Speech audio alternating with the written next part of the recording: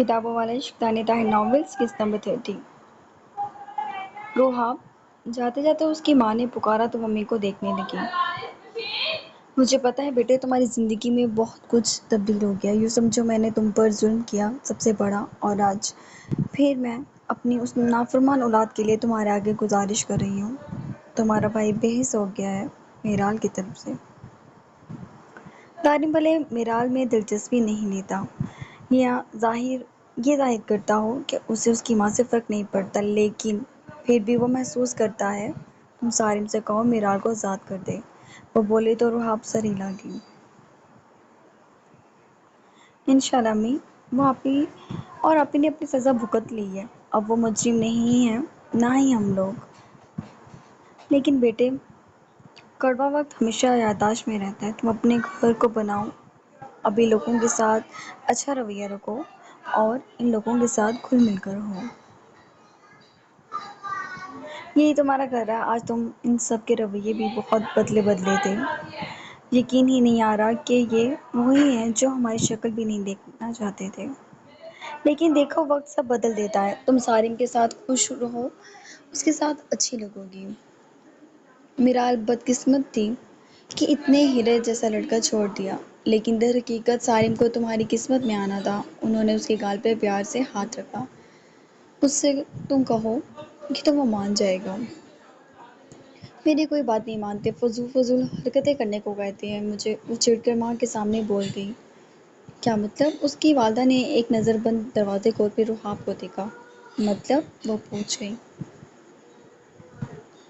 روحاب، میاں بیوی کے درمیان کوئی پردہ نہیں ہوتا، یہ رشتہ اللہ تعالیٰ نے اسی طرح جوڑا ہے، وہ تمہارا لباس ہے اور تم اس کا، تم دونوں کے درمیان بے تکلفی میرے اللہ کی طرف سے جائز ہے۔ تم اپنے دل کو نرم کرو، اس جگہ تمہارے دل میں خود بنا لے گا، اور شوہر کو اس کا حق نہیں دینے والی لڑکیوں سے اللہ بہت خوفا ہوتا ہے۔ وہ اس کی خاموشی کو سمجھتے ہوئے اسے دبے دبے لفظوں میں سمجھانے لگی۔ آپ کو نہیں پتا وہ کیسے ہیں، وہ ہچکچائی۔ بس اتنا سمجھ لو شوہر ہے تمہارا، اور جو بھی کہے گا تمہیں وہ کرنا ہے۔ اور جو میں کہوں، روحاب کو اختلاف ہوا کہ بس وہی سر جھکائے۔ وہ کرے گا۔ امی نے پیار سے اس کے گال کو چھوا۔ کر ہی نہ لے، بلال بھائی سے جیلسی رکھتے ہیں ہر وقت۔ تم اپنے بھائی کا رویہ دیکھا ہے؟ اس طرح اکڑا رہتا ہے کہ معلوم نہیں کب ڈھیلا ہوگا۔ بالکل ٹھیک ہے وہ، یہ میرے بھائی کی وجہ سے عزت ملی ہے ہم لوگوں کو۔ اچھا ٹھیک ہے، بہت ذہین ہو تم اور تمہارا بھائی۔ امی نے غصے سے اسے دیکھا تو روحاب منہ بنا گئی۔ تم ایک بار سارم سے بات ضرور کرنا جی۔ روحاب کو اس کی بات یاد آئی۔ اب وہ کیا کرے، اس کی سمجھ میں نہیں آ سکا تھا، اور امی سے وہ ہچکچا رہی تھی پوچھتے ہوئے، لیکن اس کے دماغ میں ایک آئیڈیا آ چکا تھا۔ امی اور طارم اس سے مل کر چلے گئے۔ اس نے دیکھا رات تو اچھی خاصی ہو گئی تھی، لیکن سارم ابھی تک نہیں آیا تھا۔ چلو اچھا ہی تھا نہیں آیا تھا، آ کے ویسے بھی وہ اسے بخلاہٹ کا شکار کر دیتا تھا۔ اس نے جلدی سے موبائل اٹھایا اور دوپٹہ ایک طرف پھینکا اور چیٹ جی پی ٹی کھول لیا۔ مجھے بتاؤ میں سارم کو کیسے یقین دلاؤں کہ مجھے اس سے محبت ہو گئی ہے اور وہ میرال آپی کو چھوڑ دے؟ اس نے سرچ کیا اور انتظار کرنے لگی، اور چیٹ جی پی ٹی نے اس کے بعد اسے کافی خطرناک مشورے دیے، جس کو پڑھ کے وہ موبائل ہی پھینک گئی۔ استغفر اللہ، تم ایک بہت بیکاری بورڈ ہو، تم بہت گندی سوچ رکھتے ہو، اس نے غصے سے کہا اور موبائل پھینک دیا۔ ہر چیز کا بھی علاج نہیں ہوتا اس کے پاس۔ بیکار ایجاد، وہ منہ پر سوڑ کر تکیوں سے ٹیک لگا گی۔ اس کا چہرہ اب بھی سرخی مائل تھا، اپنے آپ اس کا دل دھڑک اٹھا اس کے مشورے سن کر۔ میں کوئی یقین نہیں دلوا رہا، آپی بھی ٹھیک ہے، مجھے پھنسا دیا۔ وہ غصے سے کھڑی ہوئی اور روم میں ملکنجہ سا اندھیرا کر لیا۔ وہ موبائل سکرول کرتی رہی کچھ دیر، اور پھر تھوڑی دیر تک سو بھی گئی، جبکہ موبائل یوں ہی کھلا رہ گیا۔ سارم آج ڈنر پر چلا گیا تھا کچھ آفیشلی لوگوں کے ساتھ، تب بھی وہ وقت پر گھر نہیں آیا۔ کچھ اسے وجدان پر بھی غصہ تھا کہ اس نے بلال کی منت تک کی کہ وہ کھانے پر آئے، اور وہ صاف انکار کر کے کال کاٹ گیا۔ معلوم نہیں اس کا بھائی اس بلال کے آگے جھک کس لیے رہا تھا، اتنا شدید غصہ چڑھا تھا اسے، اوپر سے وقت بھی غائب ہو گیا تھا، جہان تو آ ہی نہیں رہا تھا۔ اس نے وقت کو غصے میں اچھی خاصی گالیاں دے دیں اور تھکا تھکا سا وہ اپنے کمرے کی جانب بڑھ گیا۔ پورا گھر سناٹے میں تھا، یعنی سب سو رہے تھے۔ رات کے 2 بج رہے تھے۔ اس نے کمرے کا دروازہ کھولا تو سائڈ لیمپ جل رہا تھا، بس وہ تکیے کو خود میں بھینچے سو رہی تھی، اس کی سانسوں کی آواز کمرے میں تھی۔ اس نے لائٹس آن نہیں کی اور فریش ہونے چلا گیا۔ رف ٹراؤزر شرٹ میں وہ باہر نکلا تو آج رحاب اس کی سائڈ پر سو رہی تھی، تبھی اسے رحاب کی سائڈ پر لیٹنا پڑا۔ اس نے اس کا موبائل ٹھیک اور بند کرنا ہی لگا تھا کہ چیٹ جی پی ٹی کھل گیا، شاید اس کی انگلی لگ گئی تھی اور وہاں چیٹ پڑھ کے اس کے لبوں پر محسوس کون سی مسکراہٹ پھیل گئی۔ اس نے اپنی مسکراہٹ روکی اور موبائل سائڈ پر رکھ دیا۔ تکیے کو سیٹ کر کے وہ بیڈ ٹاؤن سے ٹیک لگا کے بیٹھ گیا۔ ٹانگیں پھیلا کر اس نے ایک نگاہ رحاب کو دیکھا، وہ خوبصورت تھی۔ لمبے بال، بادامی آنکھیں، صاف رنگت، کچھ کنفیوز، الجھی سی۔ وہ بدکردار بھی نہیں تھی، اسے یقین آ گیا تھا شاید میرال کو اس سے اسی لیے الگ کیا گیا تھا کہ اس کی زندگی میں رحاب نے آنا تھا۔ اس نے ہاتھ بڑھایا اور اس کے نرم ریشم جیسے بالوں کو چھونے لگا، کچھ دیر تک اس کے بالوں کی نرمی کو چھوتے وہ لیٹ گیا، بالکل اس کے ساتھ کہ اس کی باہوں سے تکیہ نکال لیا اور اس کے سر کے نیچے اپنا بازو پھیلا لیا۔ رحاب کی نیند کا اسے یقین تھا کہ وہ اتنے آرام سے جاگ جانے والوں میں سے نہیں تھی۔ اس کا چہرہ، اس کے بال جو گردن سے پرے تکیے پر پھیلے ہوئے تھے اور اس کا کان جس میں گولڈن بالی پہنی ہوئی تھی، پہلی بار فرصت سے اسے دیکھ رہا تھا۔ اس کی بھاری انگلی بالی کے اوپر چلنے لگی۔ اس نے رحاب کے چہرے کی جانب نگاہ اٹھائی، وہ سو رہی تھی۔ اس کے کان کو ٹریس کر کے اس نے اس کے بالوں کو اپنی انگلیوں سے بڑی نرمی سے گردن سے دور کیا۔ صارم کی خوشبو کی چھاپ میں چھپ رہی تھی وہ، جبکہ صارم اس کی بے داغ گردن کی پشت پر اپنی انگلی کو ٹریس کر رہا تھا اور اس کی کمر کی پشت پر پھر انگلیاں چڑھنے لگی تو رحاب جیسے ڈسٹرب سے ہوئی اور ایک جھٹکے سے صارم کو دھکا دے گئی۔ صارم جو عجیب خمار میں اترا ہوا تھا ایک دم ہوش میں آیا، وہ منہ بنا کے کروٹ لے گی۔ صارم نے غور کرب سے دیکھا، مگر مجال ہے اس لڑکی کے جذبات جاگے ہوں۔ وہ لیٹ گیا، مٹھیاں بھینچ کر اپنے جذبات کو روکا تھا۔ اس لڑکی پر کوئی فرق نہیں پڑتا تھا اس کی قربت کا، الٹا دھکیل گئی تھی، جبکہ وہ ایکسپیکٹ کر رہا تھا کہ وہ جاگ جائے گی، شرمائے گی، گھبرا جائے گی۔ وہ سونے میں مگن ہو چکی تھی اور صارم بھی کروٹ لے گیا، ورنہ وہ اس کی جانب پھر سے کھینچتا۔ بڑی مشکل سے وہ سویا تھا اس وقت۔ اگلی صبح وہ اس کی باہوں میں جاگی تھی۔ اس نے تھکی تھکی آنکھیں کھولی، صارم کے بازو پر اس کا سر تھا، اس کی ٹانگیں صارم پر پھیلی ہوئی تھیں، جبکہ اس نے اس کے سینے پر ہاتھ پھیلا رکھا تھا اور اس کی شرٹ کو مٹھیوں میں جگڑا ہوا تھا۔ وہ کچھ دیر یوں ہی لیٹی سمجھنے کی کوشش کرتی رہی اور پھر اسے احساس ہوا وہ صارم سے چپکی ہوئی ہے۔ وہ ایک جھٹکے سے اس سے دور ہوئی اور آنکھیں پھاڑ کے صارم کو دیکھنے لگی۔ صارم جاگ تو گیا تھا لیکن جان بوجھ کے آنکھیں بند کیے لیٹا رہا۔ رحاب نے دل کو سنبھالا تھا سب سے پہلے۔ میں اتنی اوور کیوں ہو گئی ہوں؟ وہ رونے والی شکل بناتی ہوئی اٹھ گئی۔ تبھی اسے احساس ہوا اس کا دوپٹہ صارم کے نیچے پھنس گیا ہے۔ اس نے وہ دوپٹہ کھینچا اور صارم نے اسے اپنی سمت کھینچ لیا۔ وہ ایک بار پھر سے اس کے سینے سے لگ گئی، بادامی آنکھیں پھیلائے وہ حیران کن نگاہوں سے اسے دیکھنے لگی، جبکہ صارم نے اس کی آنکھوں میں دیکھا۔ یعنی تم مجھے پروف کر رہی ہو کہ مجھ سے محبت کرتی ہو؟ جی نہیں، ایسا کچھ نہیں ہے۔ اوکے، پھر میرال کو ساری زندگی کے لیے بھول جاؤ۔ صارم نے اسے چھوڑا اور آپ جلدی سے اپنے بال درست کرتی دور ہوئی۔ آپ اپی کو چھڑا دیں، اب کیا فائدہ، وہ سزا تو بھگت چکی ہیں اپنی، وہ بولی، جبکہ صارم بستر چھوڑ کے اٹھا۔ نہیں، تمہیں مجھ سے محبت نہیں ہوئی؟ ہو بھی گئی، آپ کو نہیں پتا، وہ جلدی سے بولی۔ صارم نے پلٹ کر دیکھا، بے ساختہ مسکراہٹ اس کے لبوں پر آ گئی۔ تم پاگل ہو یا مجھے سمجھتی ہو؟ اس نے سینے پر ہاتھ باندھ کر اس کی جانب دیکھا تو رحاب تھوک حلق میں اتار گئی۔ نہیں، میں پاگل نہیں ہوں، وہ سر جھکا گئی۔ یعنی مجھے سمجھتی ہو؟ اس نے کہا تو رحاب کا دل کیا کہہ دے کہ دل تو بہت کرتا ہے لیکن تم بنتے نہیں پاگل۔ آپ آپی کو کب چھڑوائیں گے؟ وہ اس کے جواب نہ دینے پر واش روم کی طرف جانے لگا، لیکن رحاب جلدی سے بھاگ کر اس کے آگے آ گئی۔ شاور لوگی میرے ساتھ؟ صارم نے ذرا گہری نگاہوں سے اسے دیکھا اور رحاب کا منہ کھل گیا۔ نہیں، وہ سوالی نگاہوں سے اسے دیکھنے لگا۔ تو بھول جاؤ۔ رحاب کے پاس کوئی جواب بھی نہیں تھا، اس کا دل کانوں میں دھڑک رہا تھا، اس کے ہاتھ اس گندے آدمی کی باتوں پر کانپ اٹھے تھے، اور اب اسے رونا آ رہا تھا۔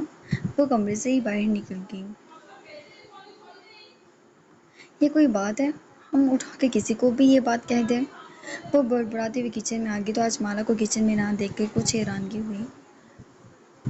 اس نے منہ پہ چھینٹے ڈالے اور سکینہ کی ہیلپ کرنے لگی، کیونکہ اتنا زیادہ ناشتہ بنتا تھا یہاں کہ ایک بندہ بنا ہی نہیں سکتا تھا، اور پھر مالا میں ہی یہ ہمت تھی کہ وہ یہ کام اچھے سے سنبھال لیتی تھی۔ کچھ دیر بعد اینا بھی آ گئی۔ اذان اور بخت سو رہے تھے، تبھی وہ رحاب کی ہیلپ کرنے لگی۔ مالا نہیں آئی؟ اینا نے پوچھا۔ معلوم نہیں، ارزل کی طبیعت تو ٹھیک ہے۔ ایک دم اینا کے ہاتھ رکے اور رحاب بھی پریشان ہو گئی۔ وہ دونوں وہاں سے نکلی اور مالا کے پورشن میں آ گئی۔ اس پورشن کا حلیہ پہلے سے بہت مختلف ہو گیا تھا۔ یہاں ارزل کی سہولت کی اور مالا کی سہولت کی ہر چیز موجود تھی۔ مالا تم ٹھیک ہو؟ اینا نے دروازہ بجایا اور اندر جھانکا تو ارزل کے ساتھ ساتھ مالا بھی رو رہی تھی۔ اینا نے جلدی سے ارزل کو اٹھا کے گلے سے لگا لیا۔ کیا کرتی ہو؟ وہ بچہ بھوکا ہے۔ فیڈ نہیں کرایا تم نے؟ رو رو کے بچے کا گلا خشک ہو گیا ہے، اینا ذرا ناراضگی سے بولی، جبکہ رحاب نے مالا کو دیکھا، اس کی آنکھیں سوجی ہوئی تھیں۔ کیا ہوا ہے مالا، ایسے کیوں رو رہی ہو؟ رحاب نے پوچھا تو مالا نے آنکھیں صاف کی۔ بابا کی یاد آ رہی تھی، وہ بھاری لہجے میں بولی۔ ڈرا دیا تم نے مجھے مالا۔ پکڑو، اس نے ارزل کو دیا اور مالا نے اس کے منہ میں فیڈر لگا دیا، جو اینا نے فوراً بنایا تھا۔ تم نہ اسی پورشن میں آ جاؤ، یوں تو ہمیں پتہ ہی نہیں چلے گا کہ کب مالا محترمہ کو کس کی یاد آ جائے اور دھواں دھار رونے لگ جائے۔ اینا ہلکا سا مسکرائی، ارزل کی آنسو پہنچنے لگی۔ کیا ہو گیا؟ ہم سب ہیں تو صحیح تمہارے ساتھ، اینا نے اسے پیار سے کہا تو مالا سر ہلا گئی۔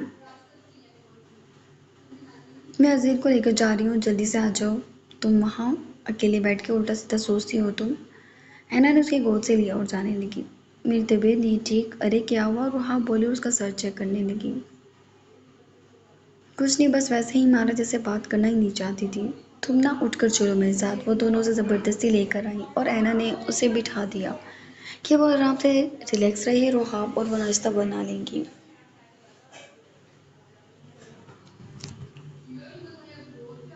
مالا چپ چاپ بیٹھی تھی۔ این یار، تمہاری اولاد کیا مسئلے کا گھر ہے؟ کیسے گلا پھاڑ پھاڑ کے روئے جا رہا ہے؟ بخت نے ذرا غصے سے کہا اور اینا کے ہاتھ میں اذان کو تھما دیا۔ بخت، آپ کا بھی بچہ ہے یہ، کچھ دیر تو خیال کر لیں، میں کام کر رہی ہوں، اس کا فیڈر دے دیں آپ، آتی ہوں۔ اینا نے دوبارہ سے اذان کو اسے دے دیا۔ بخت کی نگاہ ایک دم مالا پہ اٹھی اور وہ اگلی بات نہیں کر سکا، وہ سر جھکائے بیٹھی تھی۔ وقت باہر نکل گیا، اس نے اوپر جہان کے کمرے میں دیکھا، معلوم نہیں وہ رات گھر میں آیا بھی تھا یا نہیں۔ رفتہ رفتہ سب اٹھنے لگے، اور جب بہت دیر تک بھی کسی کو جہاں نہ دکھا تو وقت کو یقین ہو گیا کہ وہ آیا ہی نہیں۔ رات میں مالا جہان کی عدم موجودگی محسوس کر کے کچھ نارمل ہوئی، لیکن اس نے حنین کی طرف دیکھا بھی نہیں تھا، اور حنین بے چین تھی کہ کس طرح مالا سے بات کرے۔ وہ جب اسے موقع ملا تو وہ مالا کا ہاتھ پکڑ کے لون میں لے آئی۔ تم پورے دن مجھ سے بات نہیں کر رہی، میں تم سے بات کرنا بھی نہیں چاہتی۔ مالا وہاں سے جانے لگی۔ سوری مالا، پلیز، سوری یار۔ تمہاری سوری مجھے نے تمہاری سوری وقت نہیں پلٹ سکتی حنین، تم ان کی باتوں میں آ کر مجھے لے گئی ان کے پاس، تم جانتی ہو وہ کتنے برے ہیں، اور تم۔ مجھے تم سے تو ایسی امید نہیں تھی۔ مالا کا لہجہ بھیگ گیا۔ ایسا نہیں ہے، وہ تمہیں بہت خوش رکھیں گے مالا، تم ان کے بارے میں غلط رائے رکھتی ہو۔ میری رائے بالکل ٹھیک ہے۔ تم رحاب اور اینا کو آتے دیکھ وہ چپ ہو گئی، جبکہ حنین نے اس کا ہاتھ پکڑ لیا، اسے جانے ہی نہ دیا۔ دیکھنا یہ مجھ سے ناراض ہیں، حنین بولی تو اینا اور رحاب نے اس کی جانب دیکھا۔ میں کیوں ناراض ہوں گی؟ مالا سنجیدگی سے بولی۔ میں ارزل کو دیکھتی ہوں، وہ اٹھ کر چلی گئی، جبکہ حنین اداس سی ہو گئی۔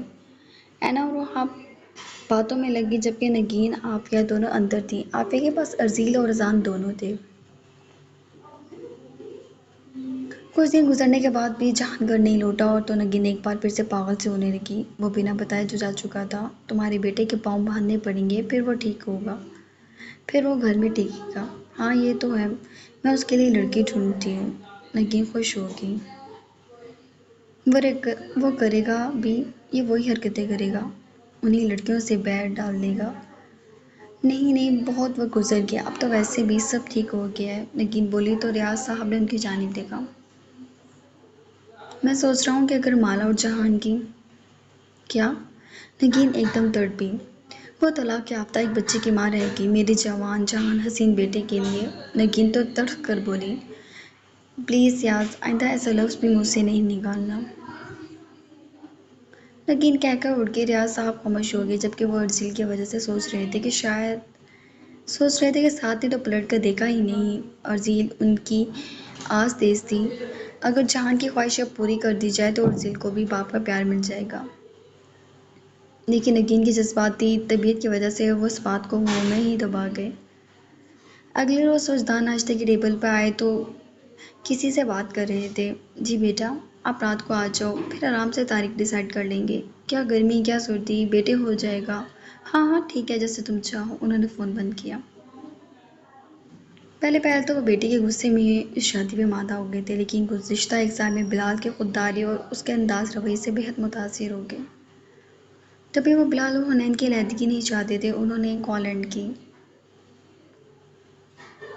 رات بلال اور اس کی فیملی آئے گی، تاریخ ڈیسائیڈ کر لیں گے، بلال کے ابو بھی ہوں گے۔ کھانا شاندار بنانا اور اچھا سا اہتمام کر کے رکھنا۔ وجدان صاحب بولے تو عافیہ نے سر ہلایا۔